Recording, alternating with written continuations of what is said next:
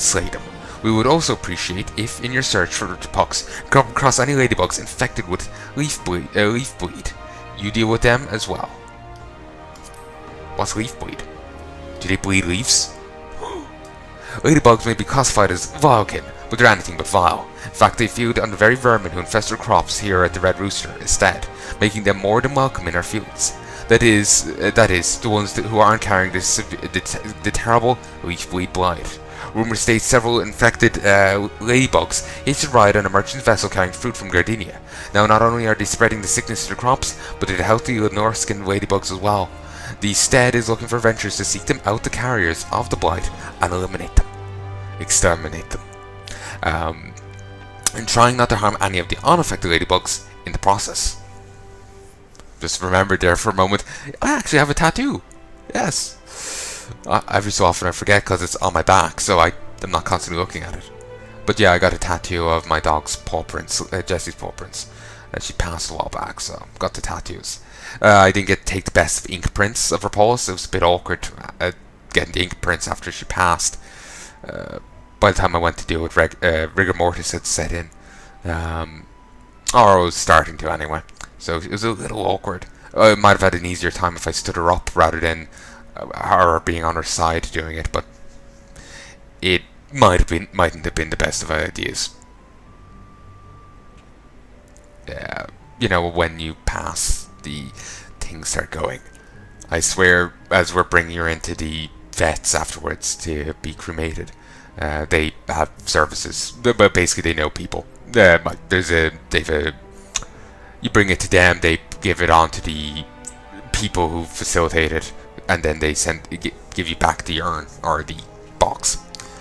Yeah, I think she had an accident then.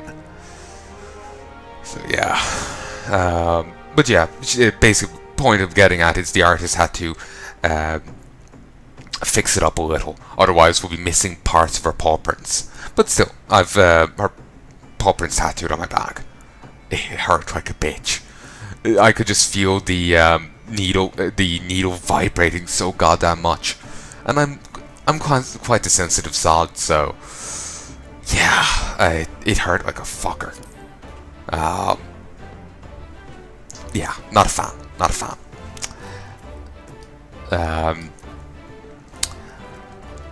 My skin's extremely sensitive, so it hurts anyway, but I imagine it hurt worse for me. Plus, probably area. It was on the shoulder blade. Or thereabouts it anyway. Every summer we lose more than a quarter of our yield here at the Red Rooster's Stead to a plague of filthy rats who sneak into the field at night and eat the young vegetables straight off the vine. Every winter we lose another quarter to the same rats when they chew their way into our storage silos. The quick-breeding pests are not continuously dealt with. Losses will grow even larger, and I'll be forced to abandon the farm. The stead seeks fleet-footed adventurers to come and chase down the creatures so that my family and I might rest easily. No pain, no grain. Before the grain can be milled into flour, it must be dried. During this ancestral era, we dry our wheat in the dry salt winds that come down the Strait of Maltor. The past 5 years, however, those winds have been warm and wet. Not only does it prevent the grain from drying properly, it breeds mold. For this reason, we've opted to abandon the traditional methods of drying for a new technique using the cores of wind sprites. Drying is much quicker and more efficient, the only drawback being that none of us here at the Grey Fleet are competent enough with a blade to procure the cores ourselves, so we must ask the aid of adventurers. Far from the vine. Ring bands. Most of them former pirates or street urchins. The majority of most of them former pirates or street urchins. The majority of my field hands spend more time finding ways to dodge their duties than actually harvesting fruit, which is why most of my grapes still sit rotting on the vine. The vineyards of Wineport have begun to grow restless, threatening to commission another farmstead if we cannot make our quota. And there's little hope that my employees will have a change of heart in the next few turns of the sun, so I'm forced to turn to adventurers for aid. You need to pluck the grapes from the vine and deliver them to me, and you'll be paid handsomely. Just beware of the bees attracted to the smell of the sweet fruit. And I've actually 88 allowances, now 87. Christ. Red Stead Redemption. There's actually a sequel coming to Red Dead Redemption, and people are complaining that, oh, there's a ton of guys on the cover. Wow, wow, wow. Oh, Christ. They're just trying to claim misogyny or something. Misogynies. Like, misogyny is an actual ailment, is an actual thing, yeah. But people have been attributing that to air conditioning. People have been attributing that, I'm sure, to the turn of the tide. The change of tides, the turn of the moon. You know? Not just actual misogyny. So it's gone to the point where the word's diluted to the point of meaningless. Even though I don't think anyone should be mistreated based on such irrelevant things as their sex, I can't help but roll my eyes when I hear, oh, someone's misogynistic. What? Do they like air conditioning? Oh, they throw acid on someone. Oh yes, they're a cunt. Actually, no, guys actually suffer from acid being thrown on them a fair bit apparently as well. It happens. People apparently don't know about it, but it apparently happens. There's some site with statistics, though I don't know how legitimate the site is. I don't remember the name of the site either. People are also saying on a similar note, did you know they bring back our girls thing? Yeah, apparently a ton of boys got kidnapped as well, or straight out slaughtered. Lit on fire, executed by the roadside, that kind of thing. I can't remember exactly, and plus I'm going by what I'm hearing, but I wouldn't be surprised. By the groups, or the fact no one seemed to give a shit. There's a lot of issues that if guys and gals both suffer it, only the gals are focused on. Like, look at all the campaigns in America to deal with rape, but it's focused solely on women. And yet in, for example, like England, it's not considered rape if a woman does it. Legally, it's not rape. If it's a man, she does it too. Well, technically, actually, it's if she does it to a woman as well, but you get my point. You know, a little should be given there. For some reason. And I don't like getting political in my videos, it's just, here's something that's niggling me, and I want to bitch about it. I got a YouTube series, and I must bitch. Basically.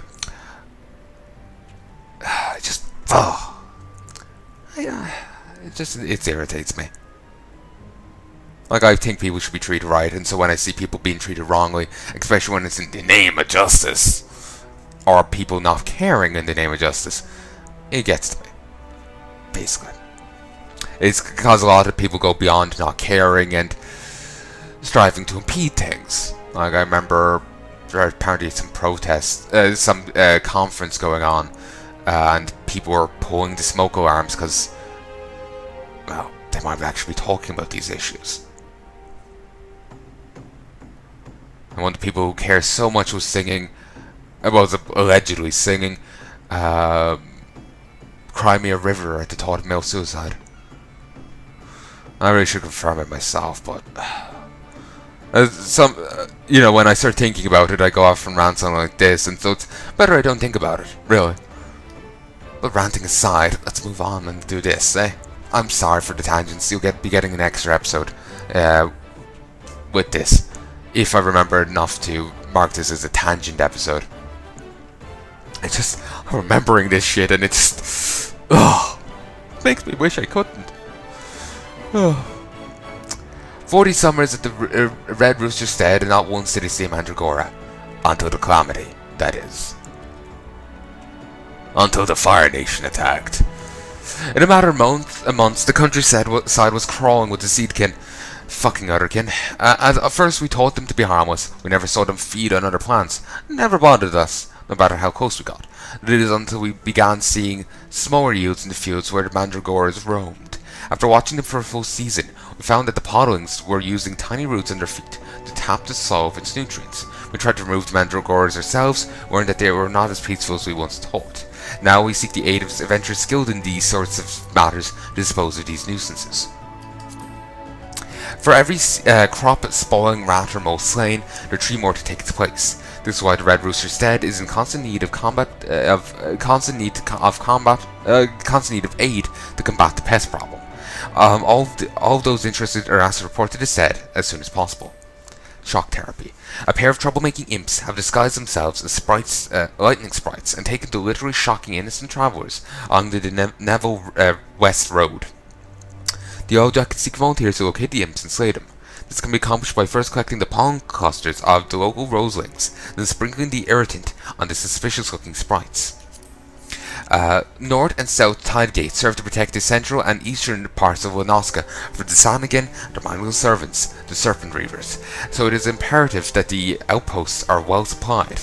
Caravans delivering rations and material traverse the Neville West Road daily, but only a fraction of the birds ever arrive due to frequent ambushes. The Old Jackets have already bolstered their presence at several checkpoints along the route, but require the aid of adventurers to patrol the areas they cannot cover. Believe it or not, the road around the Swift Perch was once covered with golden sunset wheat as far as the eye could see. Calamity, however, put an end to that, claiming the lives of men and women who tended the land. With no one to till the fields, they were quickly reclaimed by nature's firm grasp. The remaining residents of Swift Perch still dream of a day when the fields run gold again. A few of us are working to see that dream realized. We've already begun to clear away the trees and rocks, but when it comes to the wild dodos which now live on the old farms, we're helpless. Morris requests the aid of adventurers. We don't ask that you slay the beasts, but merely take their eggs, so this generation is their last. Oh, or you could kill the dodos and take their eggs to make sure this generation is the last. Because just taking the eggs doesn't guarantee that the generations last, unless dodos can produce once. If they can only produce once, then that's it. But if these dodos are, say, only halfway through life, they can reproduce again, you know, and a few times. But this is pointless. It's never going to work fully. Ever since Walago began posting each Polish daily daily catch count on the guild wall, competition to be number one has become brutal, to the point that some pullers are even resulting to thievery and sabotage. I, on the other hand, have opted to use my battle wit to get ahead. My plan is to toss the cores of lightning sprites into the sea, then simply scoop up the stunned fish as they float to the top. Brilliant, wouldn't you say? All I need are a few fresh cores, and I'm ready to pay top kill for them. If quest accepted. That's an understatement.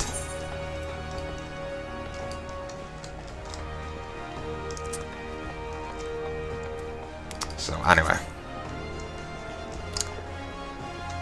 you know what? I'm feeling willing. I'll accept this one.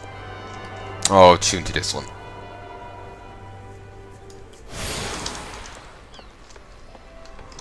Ugh.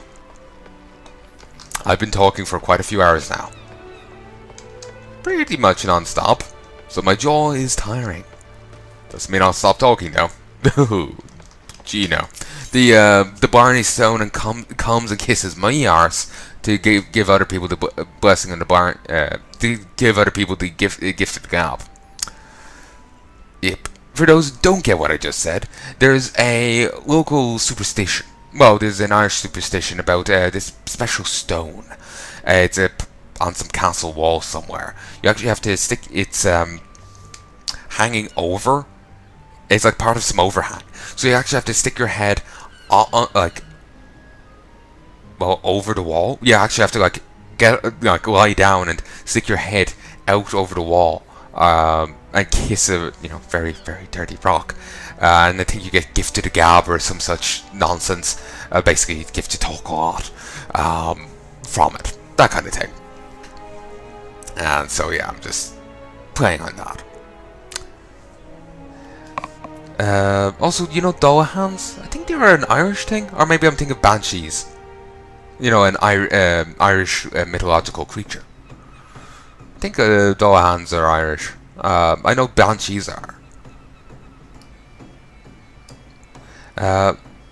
Kalia has advised for any adventurers headed to the missing member. If you're looking for a place to wet your whistle, Scrag, I'd advise you to turn tail and run. Captain Rosewin is in no mood to be entertaining customers this day, and even when she is, she ain't particularly good at it. Though, maybe dealing with a customer is the sort of shite that one might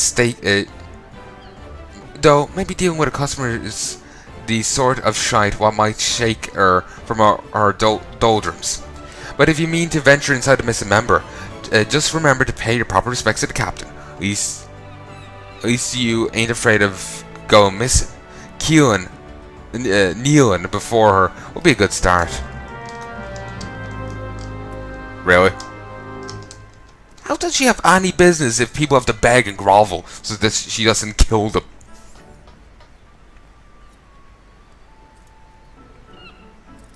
Oh, it's the clearly visible Brad Brigade. Huh. Sorry, I'm getting very distracted here. And I'm thinking of some crowd, but in this regard, I will keep my mouth shut. But I'm just thinking of something, but I'm gonna stay quiet. It's better.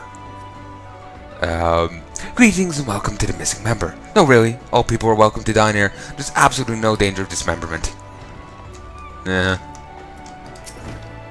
What the hell do you want, Drylander? We're closed. If you don't want me sirens to toss you out on your arse, show some respect to Neil, Scrag. Have some self-respect, but apparently Drom doesn't.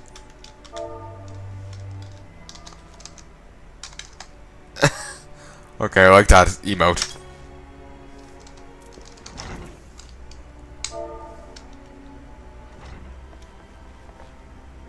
Oh, I was tossing in 2 L's instead of 2 E's.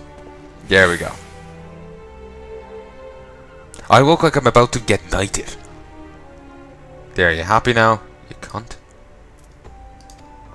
If only the Krakens had the same sense of propriety. Bastards kept seizing every Garlean ship before we can take a crack at them.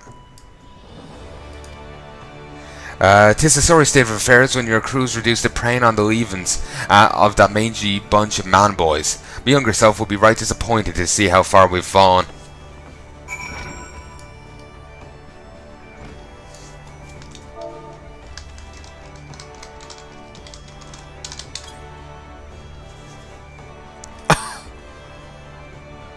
Love it.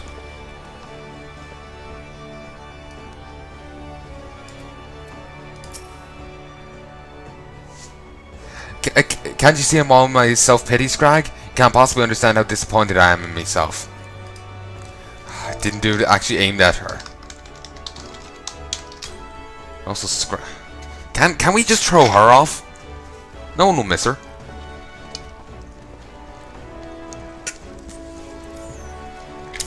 So you do know how to.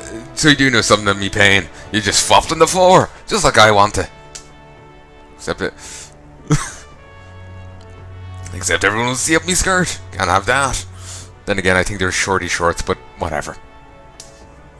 But your sympathy ain't worth more than a pint of piss. I don't know. Could probably kill a few weeds. It's all well and good we got the Admiral's permission to capture Garlean ships. What's the use if you keep on getting beat to your prey? We built a reputation reaving right off the coast of Valbrand, not sailing a dozen miles into the bleeding sea. The few Imperial dogs found in Emotein territory get snatched by Krakens hunting in open waters. I rallied my crew's spirits when I said we're reaving the old ways, but after all our struggles, they seem resigned to letting those bastards have all the fun. Flesh rally. I love the animations, they're so dopey. Huh? You're trying to make light of me dilemma? Don't push your luck, Scrag, or I'll gut you with a hook, like a regular pirate. Wait, that's it! We're pirates, goddammit! We should think like pirates. Bugger keeping the Emotein waters safe. We'll raid supply shipments to the Garlean outposts along the coast of Ul'dah.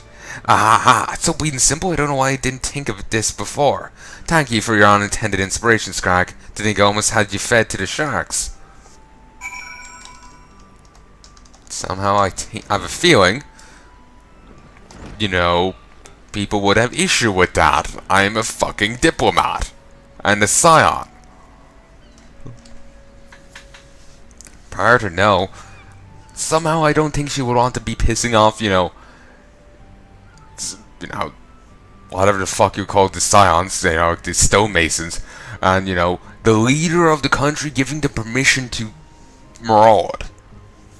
You know? I'm not too